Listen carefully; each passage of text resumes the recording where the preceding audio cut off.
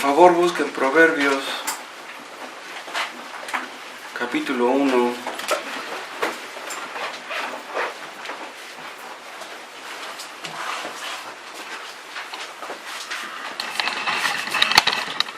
Proverbios, capítulo 1, versículo 7. El principio de la sabiduría es el temor de Jehová. Los insensatos desprecian la sabiduría y la enseñanza. ¿Quiénes son los insensatos? Los necios, los tontos. ¿Quiénes son los sabios? Los que temen a Dios. Y esto que dice aquí, el sabio Salomón lo repite en el capítulo 9 de Proverbios,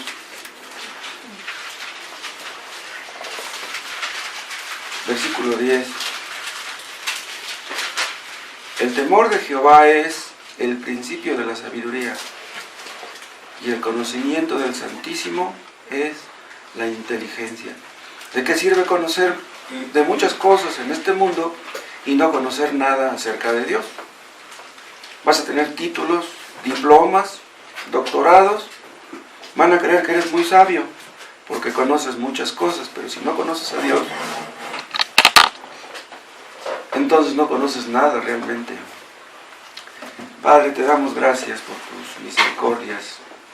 Gracias porque nos has librado de males, de peligros, de la muerte misma en esta semana que pasó. Perdónanos, Padre, los pecados que cometimos, que no te confesamos en su oportunidad, pecados de ignorancia, pecados ocultos.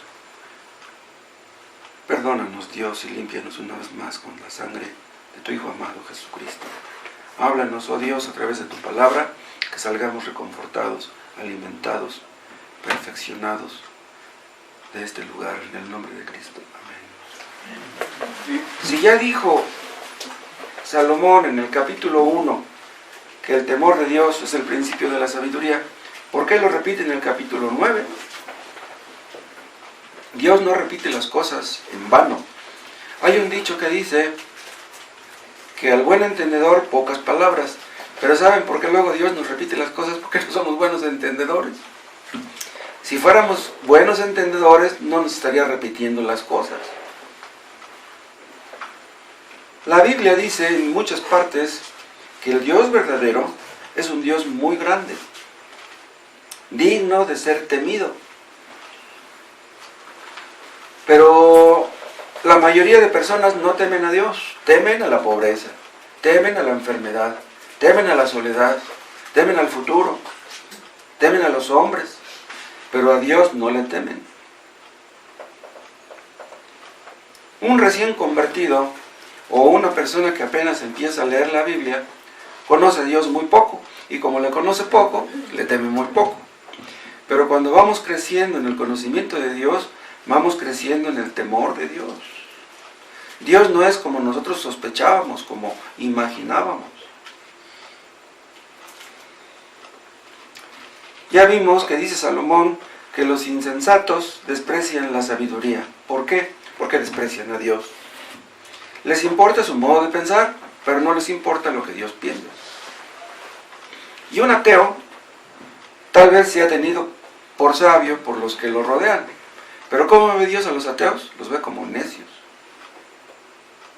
El temor de los creyentes, el temor que los creyentes tienen, no es un temor servil, no es el temor de un esclavo. El temor de Dios es un buen temor.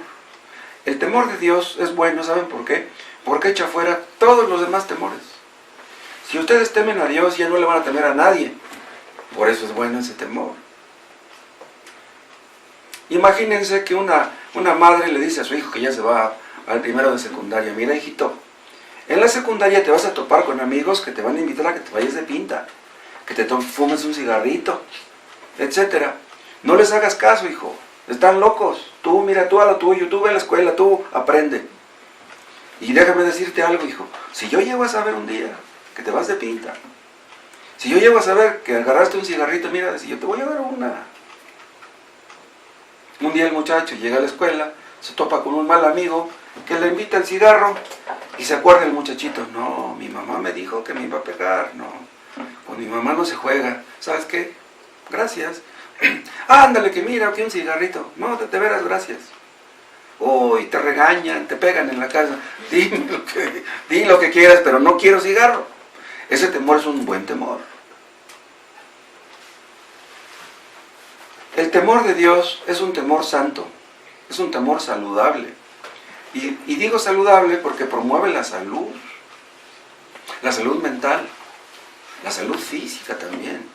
Quien tiene temor de Dios puede estar contento, porque no le teme a nada más que a Dios. Entonces puede estar contento. Y una de las fórmulas para que estemos sanos es esa. Las personas depresivas, melancólicas, preocuponas, siempre tienen achaques. Les duele esto, les duele aquello. Pero los que están contentos con su Dios, se sienten felices y nada les duele. Los inconversos no temen a Dios porque no le conocen. Y como no le conocen, pues no le aman. ¿Cómo vas a amar a un Dios al que no conoces? El temor de Dios nos conduce, es bueno porque nos conduce también a la obediencia. Nos conduce a apartarnos del pecado. El sabio Salomón dice que el temor de Dios es el principio de la sabiduría. Quiere decir, es la esencia de la sabiduría. Pero si ustedes le dicen a una persona que no es cristiana que ustedes tienen temor de Dios, se va a burlar de ustedes. No pueden entender esas cosas. Los inconversos, los no cristianos, tienen temores, pero a quien le deberían temer, no le temen. Los creyentes tenemos temor de Dios. Los inconversos, ¿de qué tienen temor? Vean, los inconversos tienen temor de no conseguir lo que anhelan. Tienen temor también de perder lo que ya tienen, lo que ya han conseguido. Y tienen temor también de toparse con lo que no quisieran toparse. Los que mueren sin Cristo, sin arrepentirse de sus pecados, tienen miedo a la muerte. ¿Por qué? Porque dicen, ¿qué hay después? Yo pienso que no hay nada, que me muero y ya se acabó todo. Pero ¿quién me lo garantiza? ¿Quién me lo asegura? Hay jóvenes que tienen temor de no poder terminar sus estudios, porque creen que no tienen el apoyo de sus padres como deberían tenerlos. Hay otros que tienen el temor de no casarse nunca. Hay otros que tienen temor de no alcanzar el éxito en su trabajo, no ascender. Ya me estoy haciendo viejo, gano muy poco, y luego si no me jubilo. Hay personas que llegan a una edad madura y se sienten como fracasados, sienten que han fracasado. Me voy a morir y ¿qué les voy a dejar a mis hijos? Hay otros que tienen miedo de que les vaya a ir mal a sus hijos precisamente. He cometido muchos errores como padre que voy a cosechar con mis hijos. Y hay unos que son ya casados y que tienen temor de que vayan a acabar divorciados. Temen perder lo que tienen.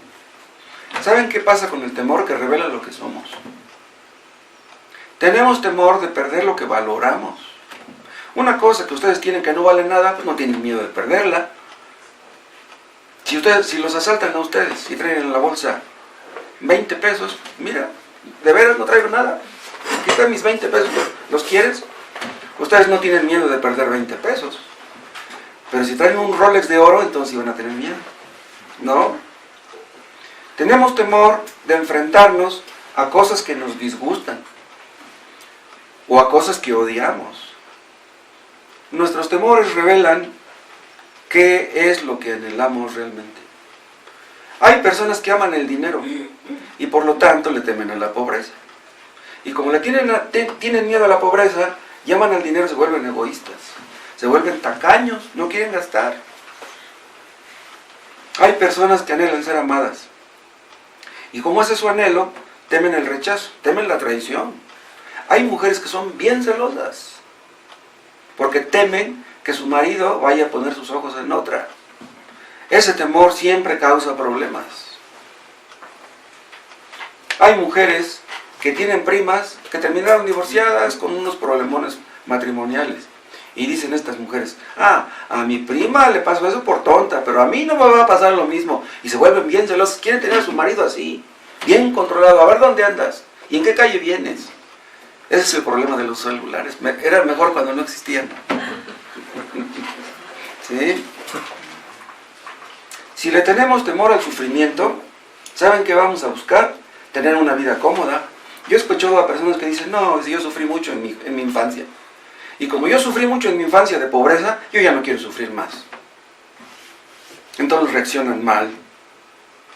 Hay personas que quieren tener el control en la casa, en el matrimonio, en la familia. Hay padres que son tan machistas que quieren tener aquí a la esposa, que quieren tener aquí a los hijos, que sus hijos les tienen miedo. ¿Yo qué me ganaría con que mis hijos me tuvieran miedo? Hay mujeres que llega su marido y les da miedo. ¡Wow! Porque son maridos que quieren tener el control. Pero hay situaciones al revés. Hay maridos que les da miedo llegar a la casa porque la mujer tiene el carácter terrible. Dicen, no, pues mejor me voy con mis amigos. ¿Para qué llego a la casa? ¿Para estar peleando con mi mujer? Si deseamos tener éxito, le vamos a tener miedo al fracaso. Entre más que tengamos, más temeremos perder. El temor se relaciona con el pasado, con el presente y con el futuro. Hay personas que cargan costales llenos de temores. Hay personas que tienen miedo de sufrir las consecuencias de sus errores pasados. Temor de que Dios nos vaya a pasar la factura. Temor de que nunca vamos a conseguir lo que queremos. Los errores que se cometen en la juventud, a la larga se pagan. El alcoholismo, la droga, el adulterio, la fornicación. A la larga vas a sufrir las consecuencias. Y muchas personas tienen miedo de eso. Pero hay algunos que no tienen miedo del pasado, ni tampoco del presente, pero que tienen miedo del futuro. Dicen algunos, ¿qué va a ser de mí si llegan a matar a mi marido? Me quedo viuda, ¿qué va a ser de mí? ¿Qué va a ser de mí cuando llegue a viejo si mis hijos no me apoyan? Llegará el día en que ya no pueda trabajar, ¿mis hijos me van a ayudar? No todos los temores son pecaminosos, no todos los temores son irracionales. Por ejemplo, a los padres cristianos nos preocupa lo que va a ser de nuestros hijos. Si tenemos un hijo que dan las 11 de la noche y no llega, pues estamos preocupados. ¿Dónde andará mi hijo? ¿Se andará tomando unas cervezas? ¿Andará con un muchacho? ¿Con una muchacha?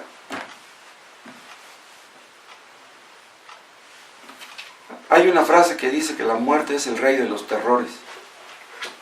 ¿Por qué? Porque por naturaleza todos le tenemos miedo a la muerte. Hace muchos años, ustedes se acordarán, algunos se acordarán, que vimos una serie de estudios acerca de la idolatría. La idolatría antigua tiene su reflejo hoy.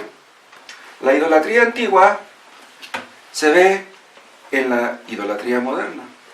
¿Qué es lo que hacían los antiguos? Se fabricaban ídolos. ¿Para qué fabricaban ídolos? Los ídolos calmaban sus temores.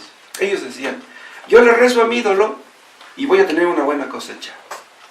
¿Qué es lo que querían? Buenas cosechas. ¿A quién le gusta la pobreza?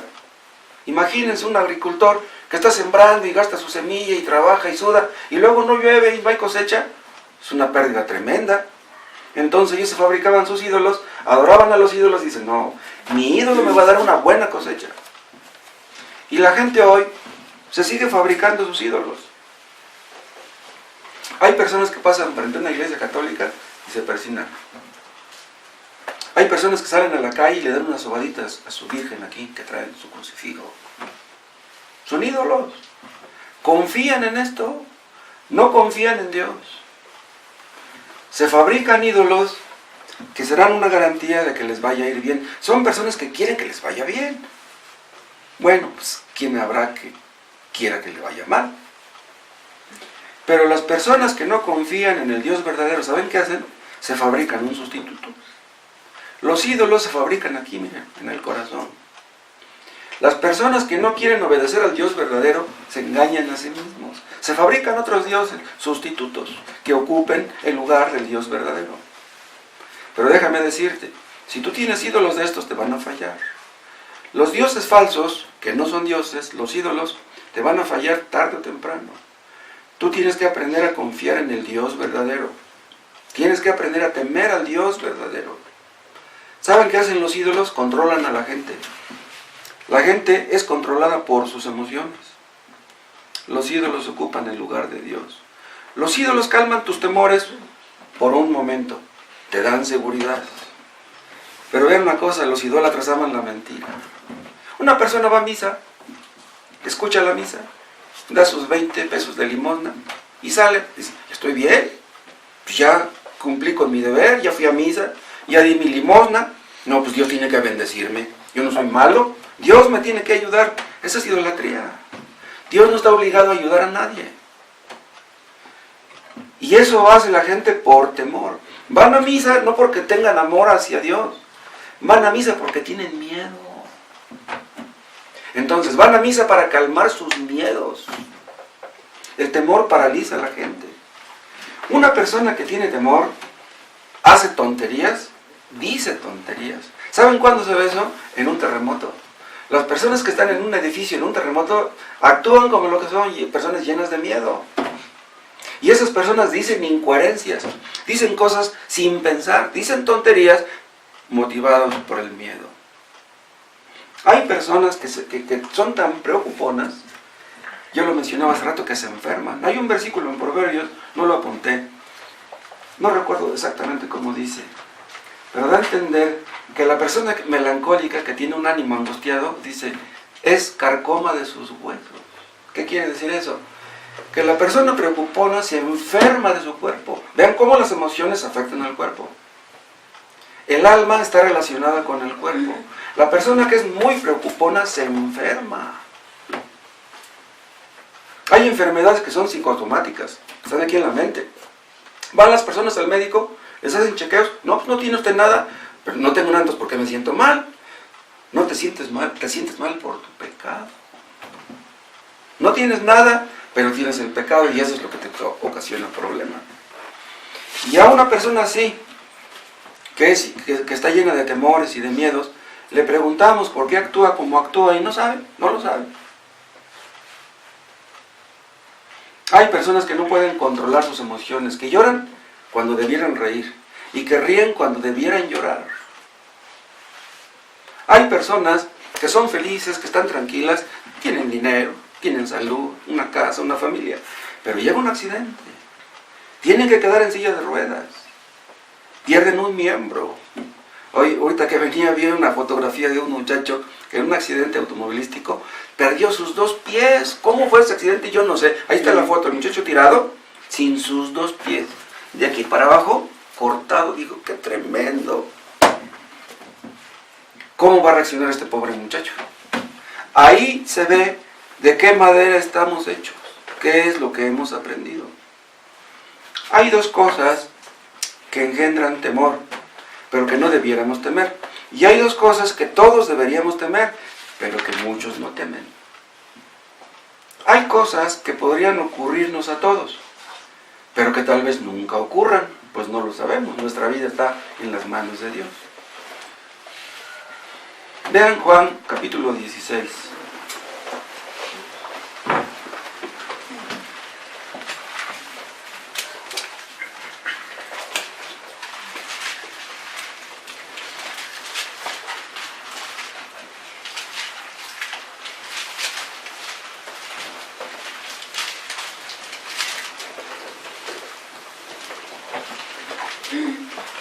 Estas palabras las dijo Jesús un poquito antes de ir a la cruz. 16:33. Estas cosas os he hablado para que en mí tengáis paz. En el mundo tendréis aflicción, pero confiad, yo he vencido al mundo. Bien, aquí Cristo está prometiendo 2 cosas. Una, que tendríamos aflicción. Pero también otra cosa, que en Él podemos tener paz. ¿Qué quiere decir? Que si llega el día en que tendremos que estar afligidos, no importa. En Cristo podemos tener paz. Vean, un cristiano en un accidente puede perder sus 2 pies y tener paz en Cristo. ¿Pero cómo? A un cristiano se le puede morir un ser querido y tener paz en Cristo. Ayer me hablaba un amigo que se le murió su hijo de un infarto. ¿Y qué creen que me dijo? Dice, hermano, dice, yo nunca pensé que yo fuera a enterrar a mi hijo. Dice, qué feo se siente enterrar a un hijo. ¡Qué horror! Pero aún si a un cristiano se le muere un hijo, en Cristo puede tener paz. ¿A quién debemos temer? Es a Dios, no a los hombres. Porque si tenemos a Dios de nuestra parte, podemos perder esto, podemos perder aquello y podemos perderlo todo. Pero si tenemos a Cristo, eso no lo podemos perder. Hay personas que le tienen miedo a los hombres. Y eso no es de sabios. El principio de la sabiduría es el temor de Dios. Vean el libro de Hebreos, capítulo 13.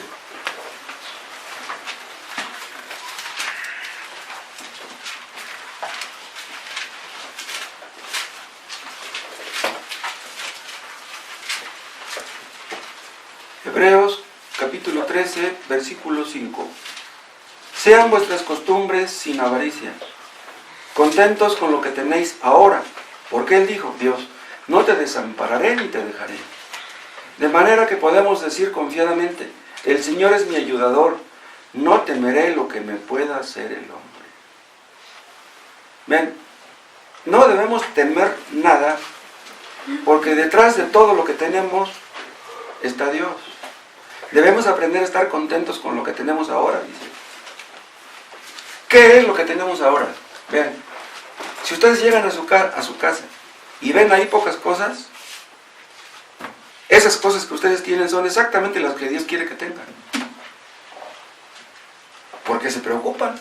Si Dios quiere que tengan más cosas, las van a tener. Ay, es que quiero comprar un refri, que quiero comprar una pantalla, que quiero comprar... Olvídate. Tú concéntrate en tu Dios y Dios te va a dar lo que tenga que darte.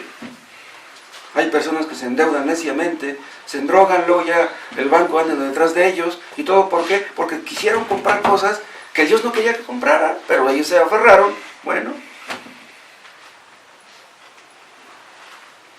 Pero si vemos a los hombres grandes, ¿saben qué va a pasar? Vamos a ver a Dios pequeño. No debemos tener temor de lo que los hombres nos puedan hacer. No debe preocuparnos el qué dirán. Debemos aprender a ver a Dios como muy grande. ¿Qué dice aquí Pablo en este versículo que acabamos de leer? Que debemos aprender a estar contentos con lo que tenemos ahora. Si ustedes creen que Dios es sabio, que Dios no comete errores, Dios les va a dar lo que a Él le parezca conveniente. Dios no nos va a dar lo que nos parezca conveniente a nosotros, sino lo que le parezca conveniente a Él. ¿No ha dicho acaso, lo acabamos de leer, que no nos va a dejar ni nos va a desamparar? Si siendo inconversos, escúchenme, cuando no creíamos en Dios, comíamos y Dios no nos abandonaba. Ahora que siendo cristianos Dios nos va a desamparar, no puede ser. Pero los que le tienen miedo al hombre, los que le tienen miedo a la pobreza, tienen un temor mal enfocado. Pero hay cosas que sí debemos temer y que los inconversos no temen. Por ejemplo, ¿a quién debemos temer? Al pecado. Los inconversos no le temen al pecado, los creyentes debemos temerle. Ustedes pregúntanle a un inconverso, oye, ¿tú qué piensas acerca del pecado? Se van a reír. No entienden lo que es el pecado. ¿Quieren que les dé una pequeña lista de lo que la Biblia dice que es el pecado?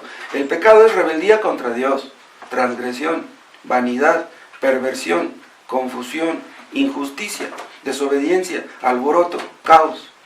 Son palabras griegas que definen lo que es el pecado. El pecado es un peligro, escuchen, peor que cualquier peligro. Estamos rodeados de peligros. No temas esos peligros, teme el pecado. El pecado te puede arruinar. El pecado puede echar a perder tu vida. El pecado te puede conducir a un sufrimiento sin fin en el infierno. El pecado se opone a tu bienestar, a tu felicidad. El pecado se opone a tu paz, a tu gozo, a tu matrimonio. El pecado destruye la familia, destruye a los hijos. La paga del pecado es la muerte. Muerte física, muerte espiritual, muerte eterna. El pecado está en contra del ser humano. El pecado convierte al cuerpo humano en instrumento de iniquidad. Vean Romanos capítulo 3.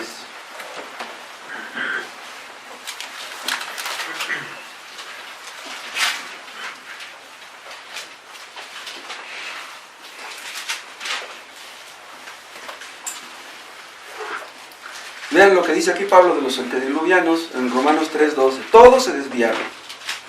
A una se hicieron inútiles. No hay quien haga lo bueno, no hay ni siquiera uno. Vean las consecuencias del pecado de Adán. Todos pecadores. Y vean una descripción más precisa a partir del 14. Su boca está llena de maldición y de amargura. Ven, aquí habla de la boca. Luego dice, sus pies se apresuran para derramar sangre. Primero habla de la boca, ahora habla de los pies. Quebranto y desventura hay en sus caminos y no conocieron camino de paz. No hay temor de Dios delante de sus ojos. Al final del 16 habla de los caminos. ¿Por qué es que el hombre está en una situación tan lamentable? Porque no hay temor delante de sus ojos. ¿Saben para qué fue creado nuestro cuerpo? Fue creado para servir a Dios. Pero el hombre usa el oído para oír cosas malas. Usa sus ojos para ver cosas que no debe ver. Usa su boca para decir palabras que no debe decir. Usa sus pies para ir a lugares donde no debe ir. Entonces todo nuestro cuerpo, que debiera ser usado para servir a Dios, se convierte en un instrumento de Satanás, del pecado. ¿Saben ustedes cuál es el veneno más letal de todos? Dicen unos que el veneno más peligroso es el de las cobras egipcias, otros que de los áspides, quién sabe de dónde. Pero déjenme decirles que el veneno más letal es el del pecado. El pecado ha afectado el corazón del hombre.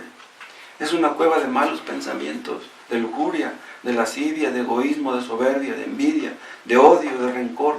El pecado nos hace peores que animales salvajes. Los animales son ignorantes de lo que es el pecado, pero los hombres no. ¿Qué excusa tiene un hombre para pecar? El otro día les comentaba, hay hombres que tienen esposas bonitas y las engañan con mujeres feas. Tan locos. No estoy diciendo que si las engañan, las debieran engañar con una mujer más bonita que su esposa, ¿no? Pero de todas maneras es una locura.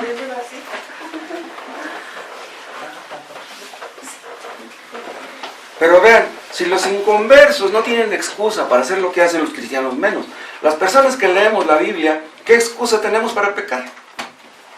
Una persona que tiene 1 año, 2, 3, 5 leyendo la Biblia y no deja su pecado, ¿qué excusa tiene?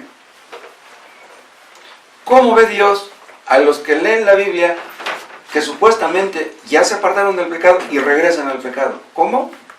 Como puerca lavada dice que vuelve a revolcarse en el lodo.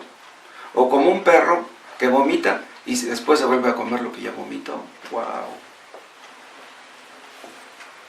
El pecado nos separa de Dios. Ese es el problema tan terrible del pecado. Que si tú buscas a Dios, si tú quieres orar, Dios no te escucha. Si tú no quieres dejar tu pecado, Dios no te escucha. Ni te toma en cuenta. El pecado nos separa de todo bien. El pecado nos separa de la felicidad. El pecado nos hace enemigos de Dios. Nos roba sus bendiciones. Nos sujeta a las consecuencias del mismo. Dios no puede bendecir a una persona que no quiere dejar su pecado. Hay personas que prefieren abandonar a Dios que abandonar su pecado. Aman más a su pecado que a Dios. Es lo que pasó con los antediluvianos y por eso Dios les mandó el diluvio. Pero curiosamente, misteriosamente, nadie le teme al pecado. Hagan una encuesta. ¿A qué le temes tú? Salgan a la calle. ¿A qué es a lo que le temes? Yo le temo a que López Obrador no vaya a cumplir sus promesas, a que vaya a subir otra vez la gasolina, a que vaya a subir el dólar. Pero a ver quién dice, no, pues yo le temo al pecado. Nadie va a decir eso. ¿Y qué les va a decir Dios el día del juicio a los que nunca se apartaron de su pecado? Les va a decir, apartaos de mí, malditos. Y si ustedes le dicen eso a esas personas, malditos, a los que no dejan su pecado, ustedes creen que lo van a creer. Hay personas que tienen mucho dinero y dicen, pues Dios me ama. Si Dios no me amara, pues no me habría dado tanto dinero. No, tú puedes ser millonario y eso no quiere decir que Dios te ama. A estas pobres personas, el día del juicio, les va a ser quitado todo lo que tenían. El día del juicio, los millonarios van a estar al parejo de todos. Nada nos vamos a llevar, pero no tienen miedo. Les va a decir Dios, ¿querías pecar? Órale. Dios no nos obliga a obedecerle. Si quieres obedecer a Dios, órale. ¿Quieres pecar? Peca. Les va a decir Dios a estas personas, ¿querías revolcarte en el lodo? Revuélcate. Imagínense ustedes que Dios nos dejara andar en nuestros propios caminos. Que le dijéramos a Dios, ¿sabes qué, Dios? Yo ya no quiero nada contigo. Voy a tirar mi Biblia a la basura. Yo ya no quiero saber de ti. Dice Dios, ándale pues. Haz lo que tú gustes. Hay hombres, y también mujeres, que promueven el pecado. Son personas que no solamente les gusta el pecado a ellos, quieren que los demás pequen también. Y si otros pecan, van y los felicitan, los alaban. Algunos van a un funeral, algunos tienen funeral en su propia casa, y Dios les habla a través del muerto, a través del ataúd, pero no tienen temor. Hay personas que llegan al fin de sus días sin algo que les consuele. Tienen miedo de la muerte, como yo les decía, pero pobres, no están preparados para enfrentar al Creador. Tienen temor de que Dios exista. Tienen temor de que exista el infierno. Pero déjenme decirles que para los creyentes ya no hay muerte eterna. Vamos a morir, pero vamos a resucitar para nunca más morir. Dios nos hizo para ser eternos. Aún los que estarán en el infierno serán eternos. En el infierno nadie muere. En el cielo nadie muere. Un cielo eterno, un infierno eterno. Y los creyentes, cuando llegan a la hora de su muerte, tienen una consolación que los demás no tienen. ¿Saben ustedes que el mes de diciembre es el mes cuando más personas se suicidan?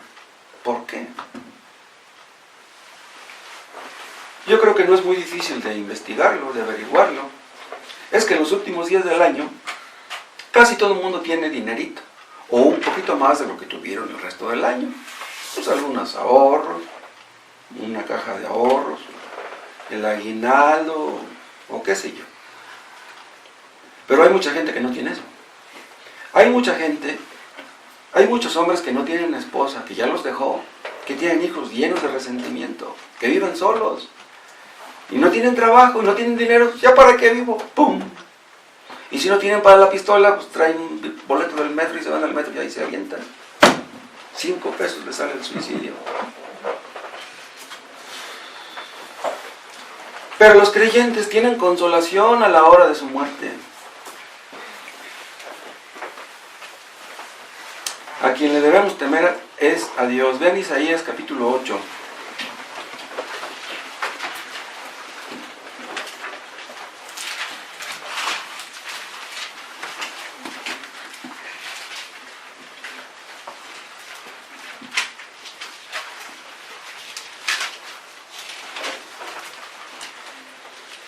¿Lo tienes, Ricardo? Sí. A ver, Isaías 8:13. A Jehová de los ejércitos, a él santificad. Sea él vuestro temor y él sea vuestro miedo. Vean lo que dice ahí. Sea él vuestro temor y sea él vuestro miedo. A quien debemos temer es a Dios. Y así lo glorificamos a él. Si le tenemos miedo a los hombres, glorificamos a los hombres. Si le tenemos temor a Dios, glorificamos a Dios. El temor de Dios, ya vimos que dice Salomón, es el principio de la sabiduría. ¿Por qué? En primer lugar, porque nos conduce al arrepentimiento. Vean, cuando una persona se arrepiente de sus pecados, es cuando entiende que ha estado mal toda su vida. Ah, caray. Toda mi vida, desde que nací hasta ahora, he estado cometiendo puros errores. Estás mal. Tu modo de pensar está mal. Todo lo que has hecho está mal. Y Dios dice, tienes que arrepentirte, tienes que cambiar de modo de pensar. Arrepentirse quiere decir cambiar de modo de pensar, de manera que ese modo de pensar nuevo te conduzca a una nueva actitud. ¿Por qué haces lo malo? Porque piensas mal. Pero cuando Dios te enseña a transformar tu modo de pensar, tu modo de actuar va a cambiar también. Vean cómo dice Proverbios 16.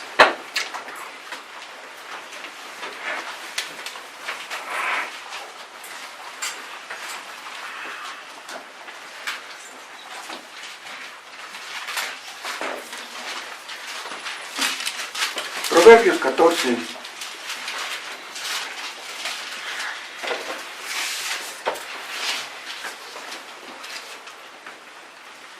Proverbios 14:27. El temor de Jehová es manantial de vida. ¿Para qué? Para apartarse de los lazos de la muerte. ¿Ven lo que hace ahí el temor de Jehová? Nos conduce a apartarnos de los lazos, de las trampas de la muerte. Vean también Proverbios 16.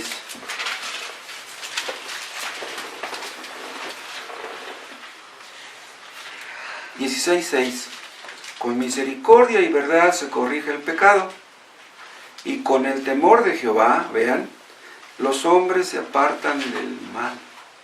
Cuando tenemos temor de Dios, nos conduce a apartarnos del pecado. Pero ¿saben cómo lo vamos a hacer? Acercándonos a Cristo. En otras palabras, si tú no crees en Cristo, si tú no te acercas a Cristo, tú nunca vas a dejar tu pecado. O sea, el pecado, tú no vas a dejar el pecado simplemente con decir, pues toda mi vida soy borracho, pues a partir de mañana no tomo. No, no es así. Una persona que ha tenido un mal carácter toda su vida, que ha sido grosero, ofensivo, peleonero, iracundo, cosas así, ¿puede cambiar su carácter de un día para otro? Posible. Y aún un alcohólico con fuerza de voluntad tal vez deje de beber. En Alcohólicos Anónimos, pues, muchos con fuerza de voluntad dejan de beber. ¿Y de qué sirve que dejan de beber? Están llenos de soberbia. Yo conocí Alcohólicos Anónimos adúlteros. Yo le dije a uno de ellos un día, oye, tú antes eras alcohólico, ya no eres alcohólico, ahora eres adúltero, ahora estás peor. Mejor vuelve a tu cerveza, le digo, y deja el adulterio. Es más destructivo el adulterio que la cerveza. Una vez yo conocí a un amigo que no fumaba ni tomaba, y él estaba muy orgulloso de eso. Dice, Moisés, dice, yo nunca en mi vida he fumado, yo nunca he tomado. Le digo, qué bueno, Felipe, pero tienes algo peor. Y me dice, ¿qué? Le digo, pues eres bien mujeriego. Pero una persona hace eso, ¿por qué? Porque no tiene temor de Dios. En todo caso pensarán, bueno, si mi esposa me llega a descubrir con otra, ¿en qué puede topar? Pues que nos divorciamos, ¿cuál es el problema? Me busco otra. Mujeres sobran. ¿Por qué actúan así? Porque no tienen temor de Dios. Pero cuando un cristiano empieza a entender quién es Dios, todo empieza a cambiar. Empiezan ustedes a entender que Él es soberano, que Él nos hizo, no nos hicimos nosotros. Nacimos cuando Dios quiso, moriremos cuando Dios quiera. Cuando entendemos de su ira, de su poder, de su santidad, de su omnisciencia, todo lo sabe, todo lo ve, todo lo puede. Cuando entendemos eso, nos empieza a entrar el temor. Entendemos que con Dios no se juega. Horrenda cosa es caer en manos de un Dios vivo. Él es el dueño de nuestras vidas. Él es el dueño de cada uno de nosotros. Ese dinero que tenemos en la bolsa no es nuestro. Nuestra casa no es nuestra. Todo es de Él.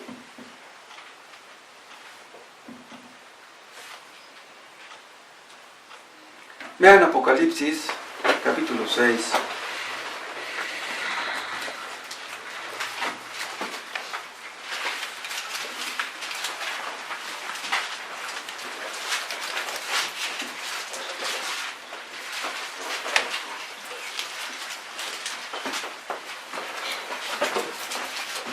El último versículo de Apocalipsis 6:17 dice así.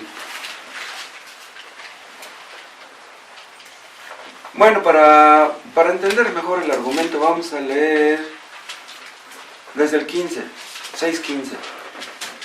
Y los reyes de la tierra y los grandes, los ricos, los capitanes, los poderosos y todo siervo y todo libre se escondieron en las cuevas y entre las peñas de los montes.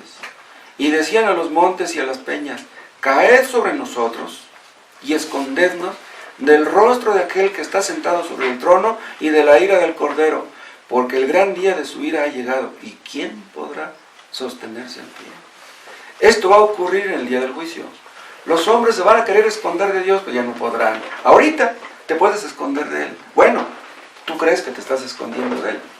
Pero el día del juicio, ¿quién podrá esconderse realmente de Él?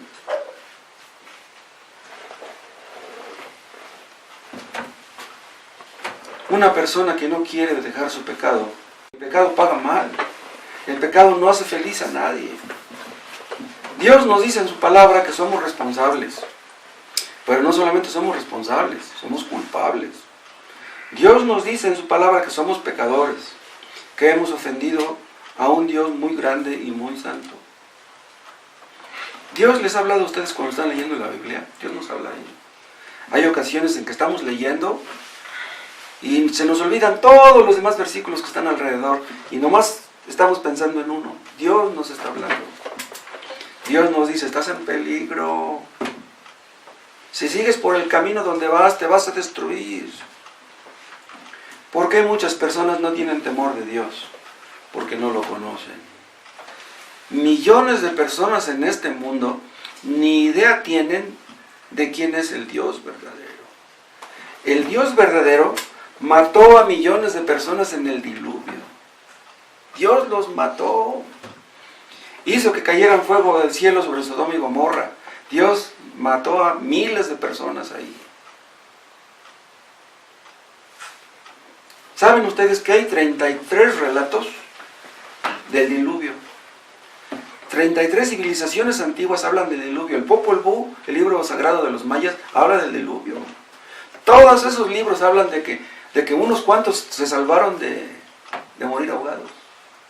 Algunos mencionan a Noé, aparte de la Biblia. Los vestigios del diluvio se ven en las montañas más altas. Hay fósiles marinos en las montañas más altas. ¿Cómo llegaron esos fósiles hasta arriba?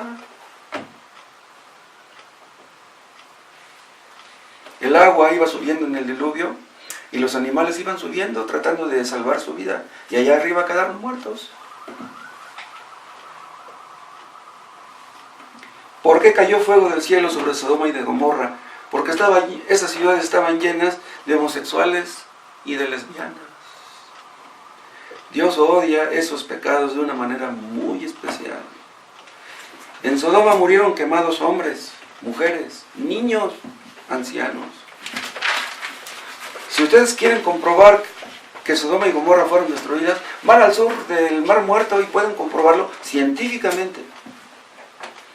En el Antiguo Testamento, Dios ordenó guerras de exterminio. Dios les decía a los judíos, entren a tal lugar, mátenlos a todos. ¿Quién dio la orden? Dios. ¿Cómo es posible que si Dios es bueno, dio la orden de matar a hombres, a mujeres y a niños? Eso de las guerras de exterminio no lo inventó Moisés, ni Josué tampoco. Dios mató a millones en el diluvio, pero ya no va a haber otro diluvio, pero va a haber algo peor. Un día van a suceder cosas en este mundo terribles. Cosas tan terribles que no podemos imaginar. Un poco antes de que Cristo regrese, van a morir millones y millones de personas en este mundo. Y los hombres van a maldecir a Dios. Va a haber un calor tan terrible en este mundo, dice Apocalipsis, que los hombres van a maldecir a Dios y ni así se van a arrepentir de sus pecados. Los hombres sabrán que el calor es ocasionado por Dios, que si alguien podría evitarlo sería Dios, pero no se van a arrepentir de sus pecados. Hay muchos que piensan que en la cruz del Calvario se manifestó el amor de Dios, y sí es cierto, pero no solamente se manifestó el amor de Dios, se manifestó su ira. Dios descargó su ira sobre Cristo. Cristo estaba en la cruz y dijo, Padre, ¿por qué me has desamparado? El Padre castigó al Hijo. ¿Por qué lo castigó? Por nuestros pecados. El Padre no perdonó a su Hijo porque cargó con nuestros pecados.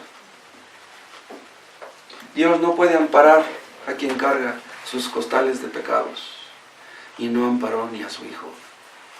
Entonces Cristo sufrió la ira de Dios, por eso murió en la cruz. Y muchos no creen en la ira de Dios. Si su Hijo sufrió la ira de Dios, imagínense los que no son sus hijos. Pero leen la Biblia y no la entienden. Creen que la entienden, pero no es así. Muchos piensan que Dios está obligado a salvar a la gente. Piensan que Dios está obligado a perdonarnos. Están muy equivocados.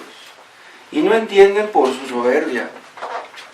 No entienden porque no quieren entender. Una persona que no deja su pecado lee la Biblia y no la entiende. ¿Y por qué? Porque el pecado distorsiona lo que está leyendo. Las personas que aman el pecado y las personas que no dejan su pecado no pueden entender las Escrituras. La salvación es de Jehová, está escrito. Dios salva al que quiere. Dios no está obligado a salvar a nadie. La salvación es de Jehová, la salvación no es de los hombres. Nuestra salvación está en las manos de Dios. Si ustedes se arrepienten de su pecado y creen en Cristo, Dios los perdona. Pero si ustedes no se arrepienten, Dios no los perdonará. Nacimos cuando Dios quiso que naciéramos. Nosotros no buscamos nacer. No se nos consultó, no se nos pidió nuestra opinión. Y vamos a morir cuando Dios diga. Dios no nos va a consultar para cuando tengamos que morir. Imagínense que Dios se nos apareciera y nos dijera, oye, ¿tú cuándo te gustaría morir? No, pues a mí no me gustaría morir nunca, pero tendremos que morir.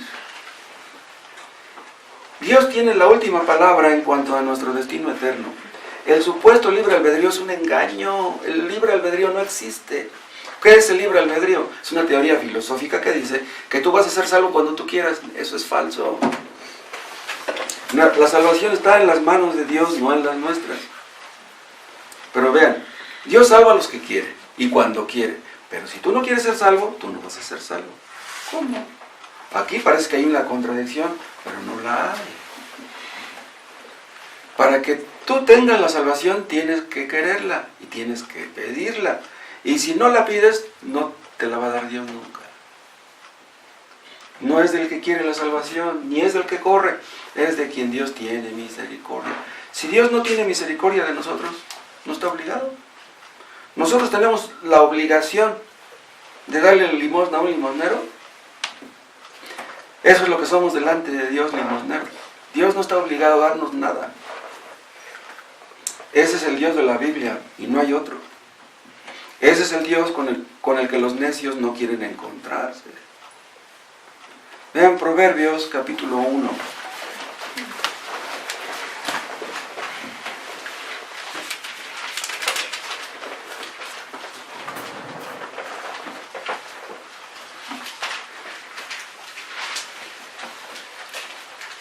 Proverbios capítulo 1, versículo 24. Por cuanto llamé y no quisisteis oír, extendí mi mano y no hubo quien atendiese, sino que desechasteis todo consejo mío, y mi reprensión no quisisteis. Vean, aquí está hablando Dios. Dice, yo los llamé, dice, y ustedes no quisieron. Yo les rogué, es lo que está diciendo al final del 24. Y en el 25 dice, ustedes me desecharon, no quisieron saber de mí. Mi reprensión no quisisteis, dice, también yo me reiré en vuestra calamidad, y me burlaré cuando os viniere lo que teméis. Vean, el día del juicio, Dios se va a burlar de los que no quisieron creer en Él. ¡Wow! Esto es terrible. Yo les advertí, se los dije. Estaban leyendo las Escrituras y no quisieron entender. Tienen lo que se merecen. ¡Qué bueno! ¡Qué terribles son estos versículos!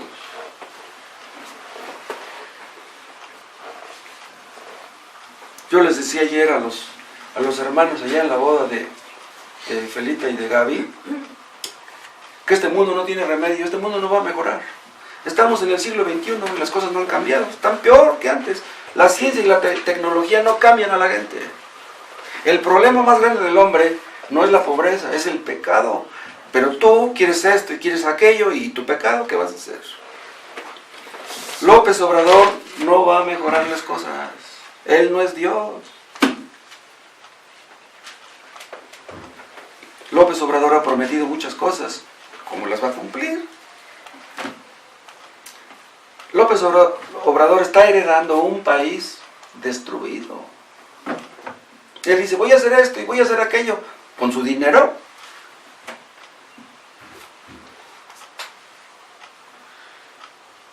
El único que nos puede ayudar es Dios. Pero no debemos temer lo que vaya a hacer López Obrador. Que haga López Obrador lo que quiera. Nuestras manos no están, nuestra vida no está en las manos de López Obrador, ni del PRI, ni del PAN, ni de Morena, ni de nadie. Nuestra vida está en las manos de Dios. Al que debemos temer es a Dios. Si el día de mañana Dios no lo quiera, perdemos el trabajo, perdemos la salud, ¿qué vamos a hacer? ¿Nos vamos a llenar de miedo? A quien debemos temer es a Dios. Te damos gracias, Padre, por tu palabra. Ayúdanos a temerte a ti, que eres un Dios tan grande. Danos tu gracia, Padre, para apartarnos de todo pecado y para vivir una vida de santidad. No nos dejes caer en tentación, no nos dejes ofenderte con nuestros hechos, ni con nuestras palabras, ni con nuestros pensamientos. Te lo pedimos en el nombre de Jesús.